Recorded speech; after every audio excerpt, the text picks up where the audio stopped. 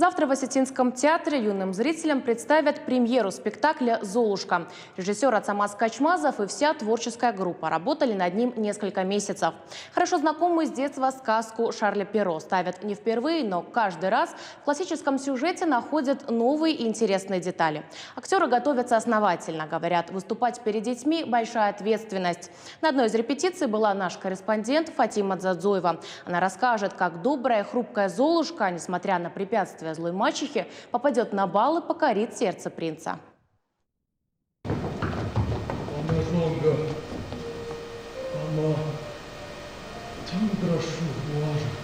История Золушки каждому знакома с детства. Несмотря на происки злой мачехи и сестер, она попала на бал и завоевала сердце принца.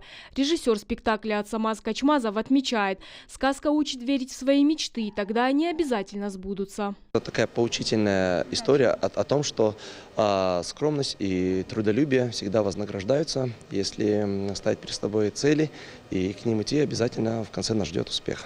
Несмотря на то, что я старался, всегда работаю в логике автора, но при этом я немного в эту сказку добавил и своего собственного стиля тоже. Подготовка к детскому спектаклю шла больше 3 месяцев. Сказку режиссер Ацамаз Качмазов ставит не в первый раз.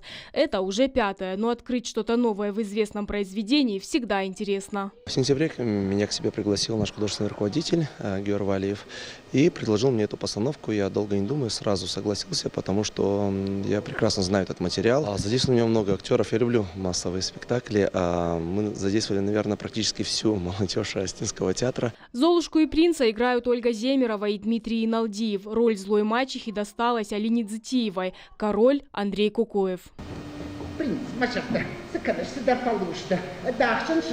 Актеры признаются, играть для детей очень волнительно. Их не обманешь, они сразу чувствуют неискренность. Поэтому на сцене нужно показать пример доброты, любви, научить дружбе. И делать это честно. Если ты делаешь это честно и не халтуришь, то ты всегда чувствуешь отдачу зала. И видеть счастливые глаза маленьких детей – это всегда очень приятно. Мандраж, дикое волнение. Уже хочется сыграть. Мы в день будем играть по 3 сказки. Это, конечно, нелегко, но хочется проверить свои силы. Герои сказки Шарля Перро ждут в гости маленьких зрителей в Осетинском театре. Премьера «Золушки» состоится в понедельник, 26 декабря. Фатима Дзадзоева, Алан Суанов. Специально для программы «В итоге».